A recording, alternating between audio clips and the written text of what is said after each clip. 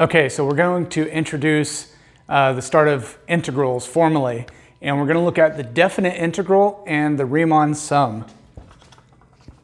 So the first thing we're going to do is consider some function f of x on the closed interval from a to b. So we're going to consider this guy. And so I'm going to give you a generic graph of a function, and we'll explore the definite integral through this generic function. So consider the function f on the closed interval from a to b. And let's say that f starts up here, comes along, crosses the x-axis, and ends down here at b. Okay? So this is our function f. Nice and continuous and differentiable, just to keep things simple for us. Okay? Now what we want to do is introduce some new notation. Okay? So let's look at this notation.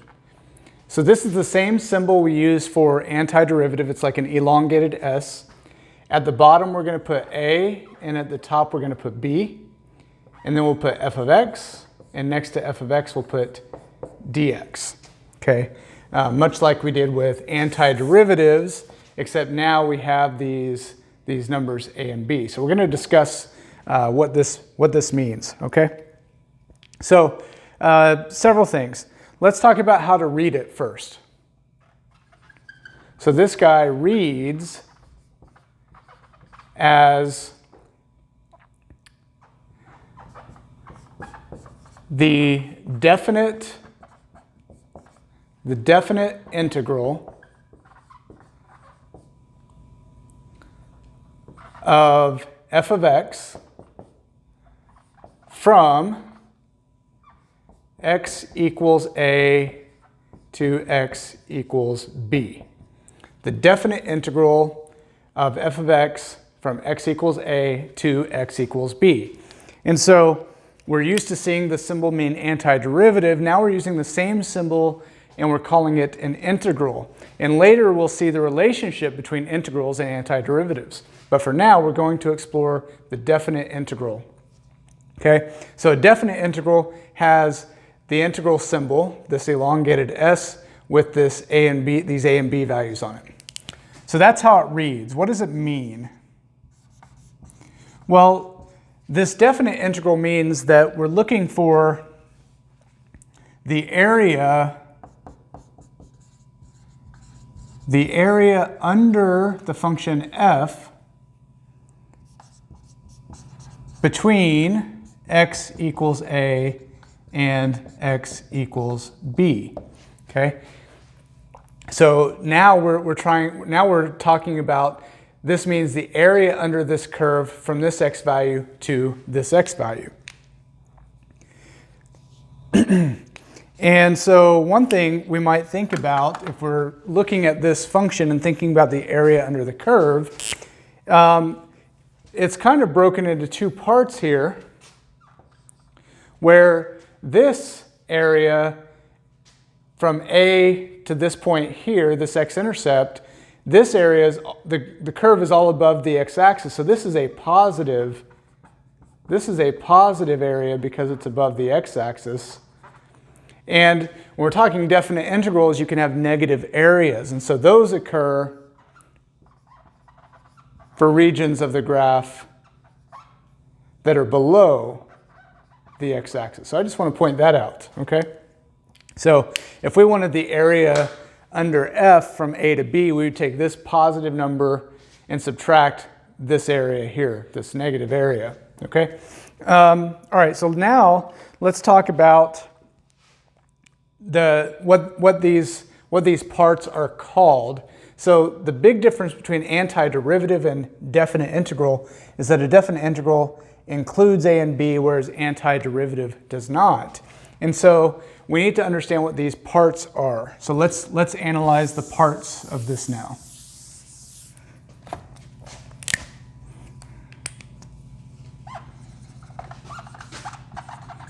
The parts of a definite integral. So I'm going to write it kind of big. so we can have room to label. And the first thing is this guy out here, this dx, tells us our independent variable. So it tells the independent variable. And what that means is, if this is dx, then that tells us that these guys are x values. So this is an x value, and this is an x value. And sometimes with definite integrals, especially when they get more complex, it may be actually useful to label what variable these constants represent, okay? Now the next thing we want to talk about is what these guys are called. This x equals a and x equals b. They're called limits of integration. Limits of integration. And you have a lower limit of integration and an upper limit. So lower and upper. Okay? So those are called your limits of integration. And those are the big difference between antiderivative, where you don't have limits of integration, and definite integral, where you do have limits of integration. The last thing is, what do we call f of x? The function inside the definite integral is called the integrand. It's called the integrand, okay? So those are all the parts here. The dx, most people forget to write the dx. Again, what it does is it tells you your independent variable and identifies what these values represent. In this case, they represent x values. If this were d theta, then these guys would be theta values, and your function would likely be a function of theta instead of x, okay?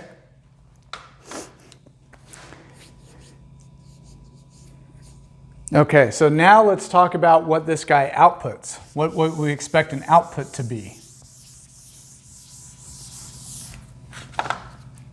Remember, if we did not have the limits of integration here, we would just be talking about antiderivative. And the output of an antiderivative is a function plus a constant, because we'd be talking about the general antiderivative. But when you put the limits of integration, you're now talking about a definite integral, which should output an area. So this guy, these definite integrals, outputs an area, which is just a number, okay? So a definite integral outputs a number, while this integral symbol without limits of integration will output a generic function. Okay? A class of functions, a family of functions where the constant, can change. All right, let's see what else we need to talk about here. Let's move on to how to define this precisely. Okay, that's always the fun part of mathematics, right? So let's get to that. Now let's talk about how we can approximate this integral. So let's approximate the definite integral from x equals a to x equals b of f of x dx using rectangles.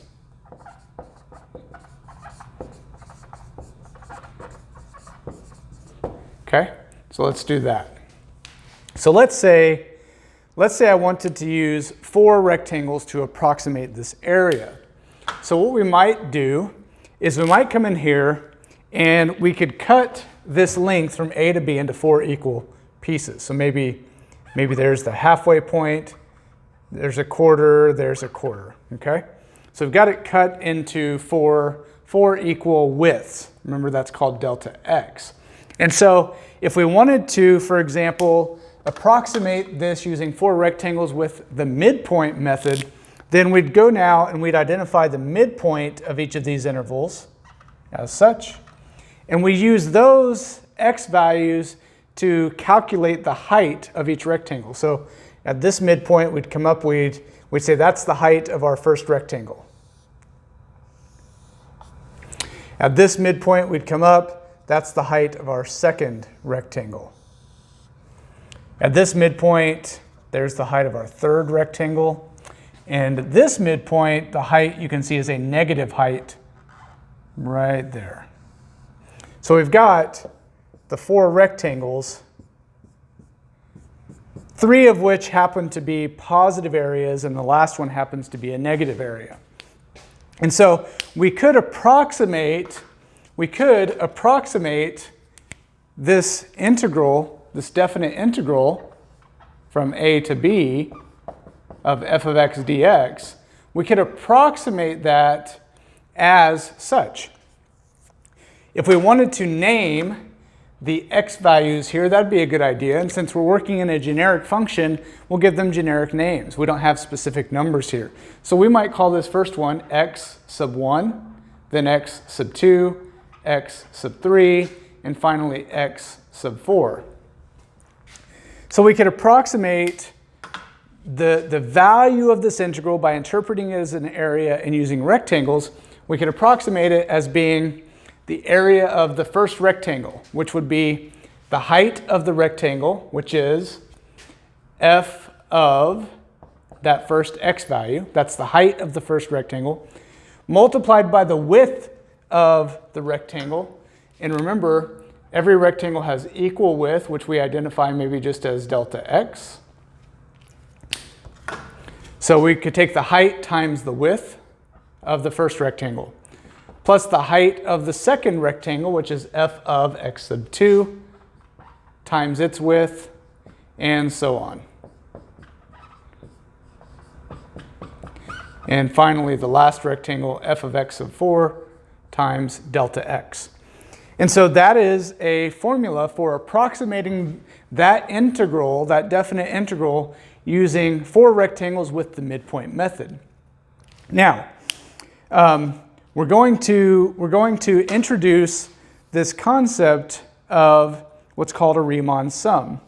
And so if you notice, each term here, each term looks like this. They all have the same format, right? All 4 of these terms have a similar format. So each term looks like this. F of x sub I, use the letter I for index maybe, times delta x. And so I here is an index that changes. So I starts at 1 and cycles from 1 to 2 to 3 to 4. So for I equals 1 to 4, okay? So what we can do now is we can write this sum, since every term has the same format, we can write this sum like this. I could use the word sum. And so now you can see where this integral symbol comes from. It looks like an S for the word sum. So an integral is just a sum, okay?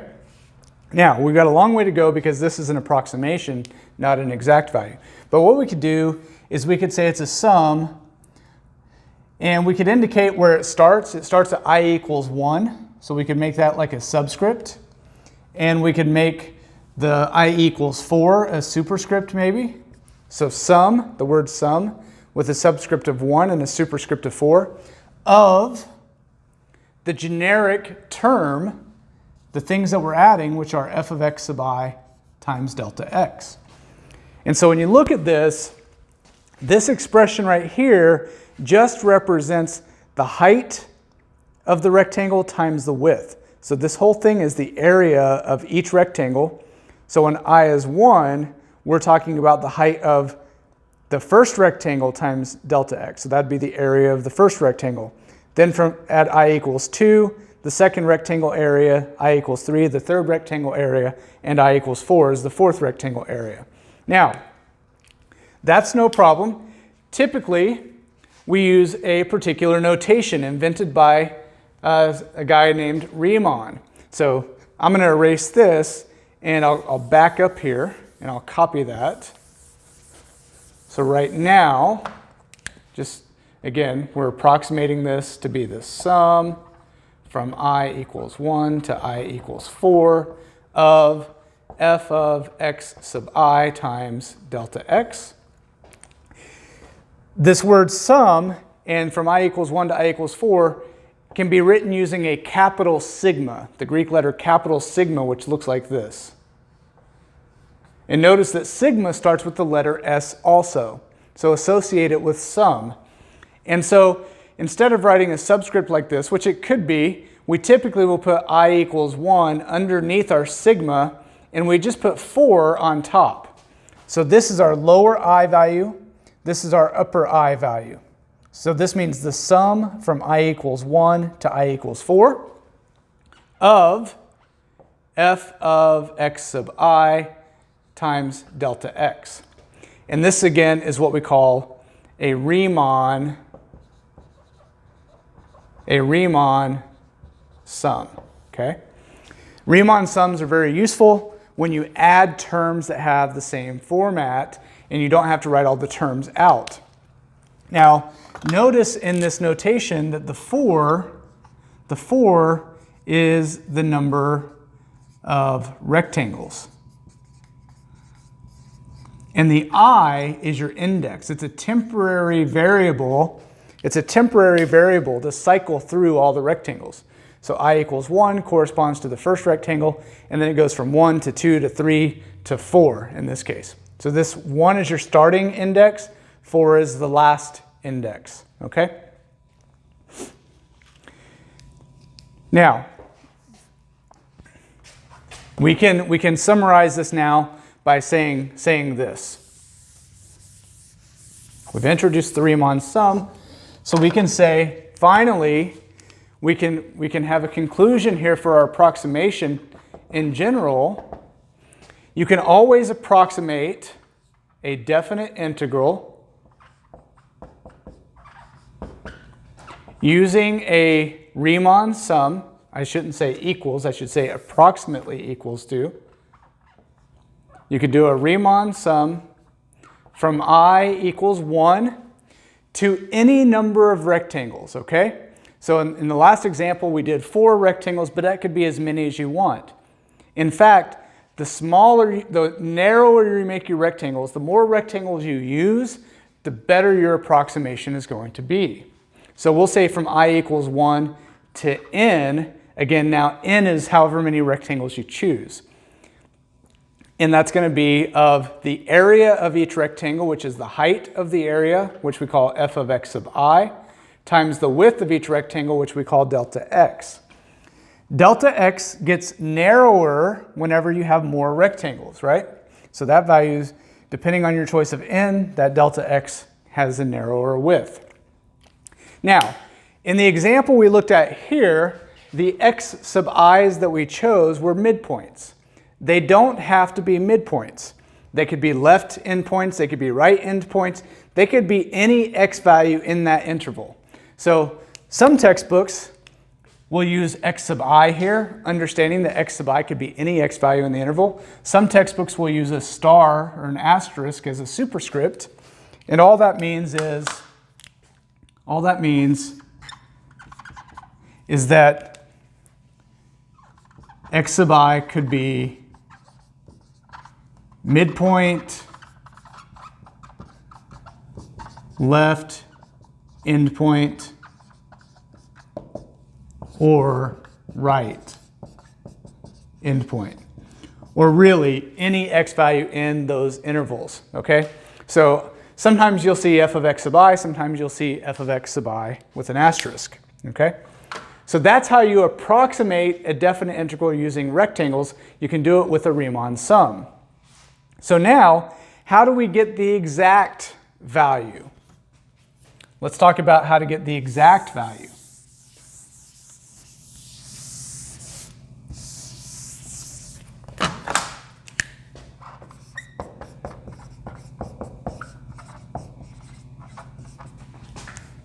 This is the definition of the definite integral. The exact value of the definite integral. So, if we could have an infinite number of rectangles, then this approximate area by the rectangles would give us the exact area. okay? But we can't actually generate an infinite number of rectangles, so we do the next best thing. We say that the definite integral is equal to, not approximately equal to, but exactly equal to the limit as the number of rectangles goes to infinity. So we can't actually use an infinite number of rectangles, but we can take a limit as that number of rectangles goes to infinity. And remember, n is what we use for our number of rectangles. And so what are we taking the limit of? We're taking the limit of this Riemann sum that has n rectangles of the height of the ith rectangle times the width of that rectangle.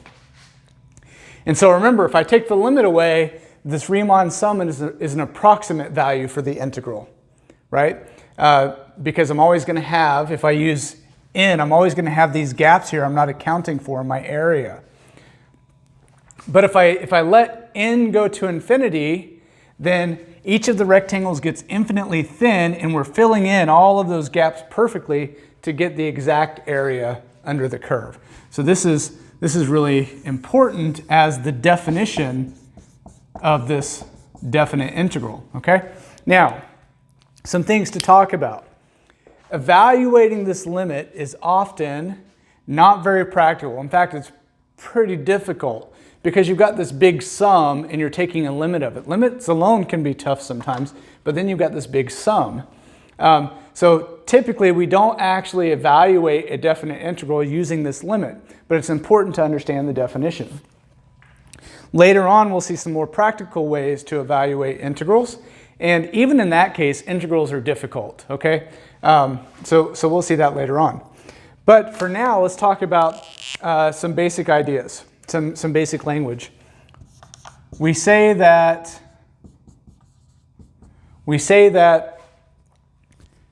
can integrate, that's a new verb, integrate f from, so we're integrating the function from a to b. We can integrate f from a to b if the limit exists. So that's one way we could say that. So if this limit exists, then that means, okay, we can actually do this integral, which means we can integrate, okay? Another way to say that is, or we say f is integrable, kind of like differentiable, but integrable, f is integrable on the closed interval. So I could say on the interval, or I could say from x equals a to x equals b, or from a to b. But f is integrable on this interval if the limit exists. So a couple different new words there. Integrate is a verb. You can integrate a function if this limit exists. Another way to describe it is with the adjective for the function. The function is called integrable if this limit exists. All right, so that's a great introduction to definite integrals. I'll have some other videos with more specific examples, but at least now we understand Riemann sums and the definition of, or the exact value of, a definite integral.